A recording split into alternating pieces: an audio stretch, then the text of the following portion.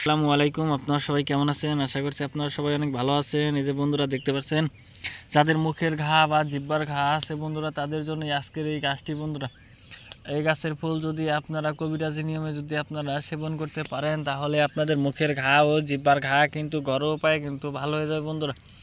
এই অত্যন্ত উপকারী গাছটি কিন্তু আপনার বাড়ির আশেপাশে বিভিন্ন রাস্তাঘাট, বিভিন্ন জঙ্গল এবং কি পতিত ক্ষেতের আশেপাশে আপনারা পেয়ে যাবেন বন্ধুরা।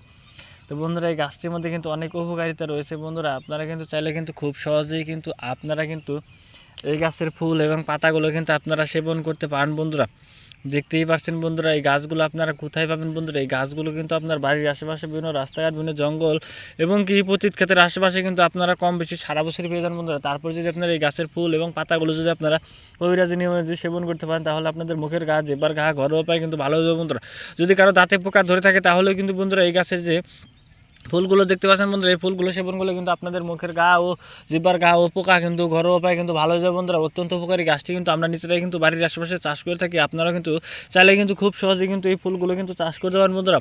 এই ফুলগুলো কিন্তু বিভিন্ন রাস্তাঘাট, বিভিন্ন জঙ্গল এবং কি পতিত ক্ষেতের আশেপাশে কম বেশি সারা বছর পেয়ে যান বন্ধুরা। যদি আমাদের এই ভিডিওটি যদি আপনাদের ভালো লেগে থাকে বা আপনারা যদি একটু পরিমাণ উপকার পেয়ে থাকেন এই ফুলটি মুখে নেওয়ার পর, তাহলে কিন্তু বন্ধুরা অবশ্যই এই গাছটি কিন্তু 7 দিন কিন্তু সেবন করতে হবে। তো বন্ধুরা, ভিডিওটি ভালো লাগলে অবশ্যই আমাদের এই চ্যানেলটি সাবস্ক্রাইব করে দেবেন। আসসালামু আলাইকুম। আপনারা সবাই ভালো থাকবেন।